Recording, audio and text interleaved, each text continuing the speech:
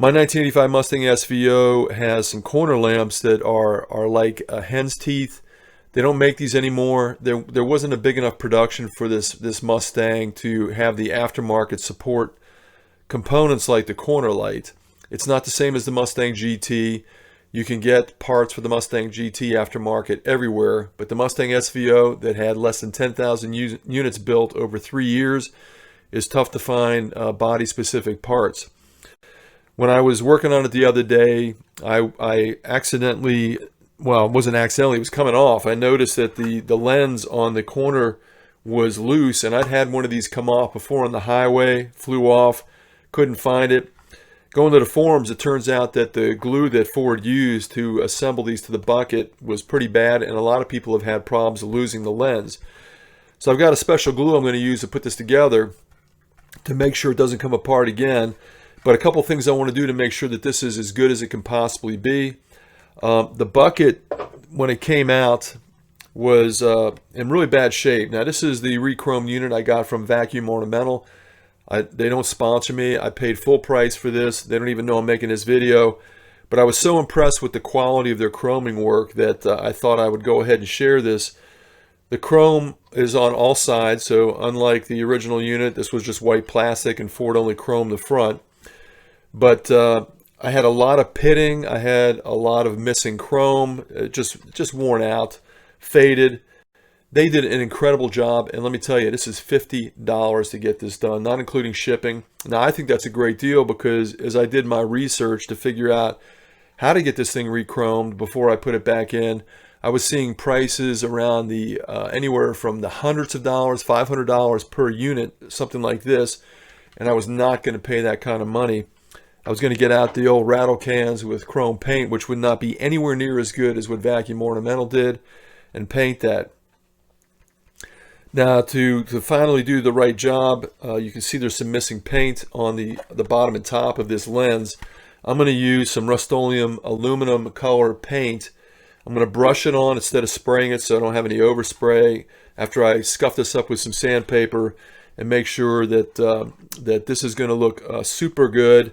I'll polish up the lens on both sides and then reinstall it. It's really going to look fantastic. So I recommend you checking them out. I'll link them in the description of this video. And while you're down there, make sure you give me the thumbs up.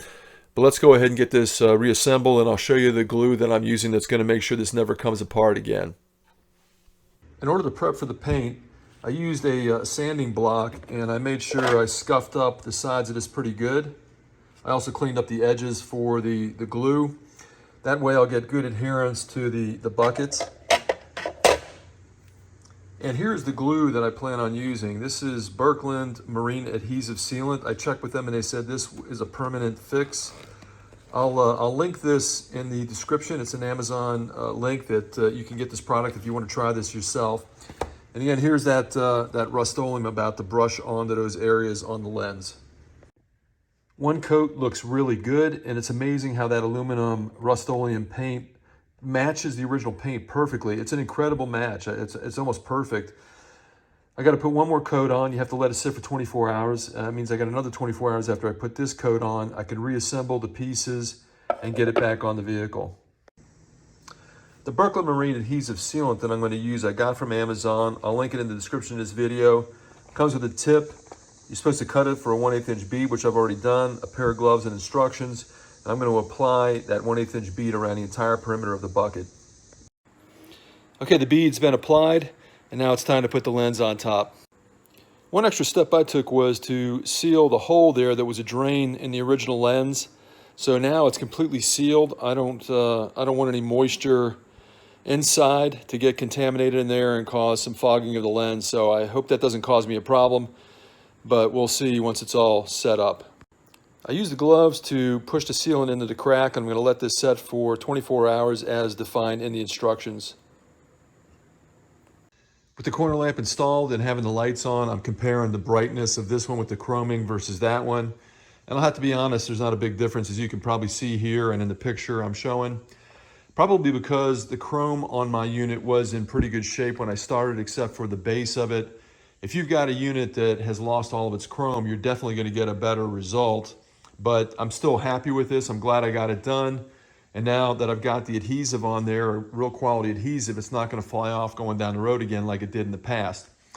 So I'm sure you found this helpful, so don't forget to give me that thumbs up, and I'll see you next time on Driving Intelligence.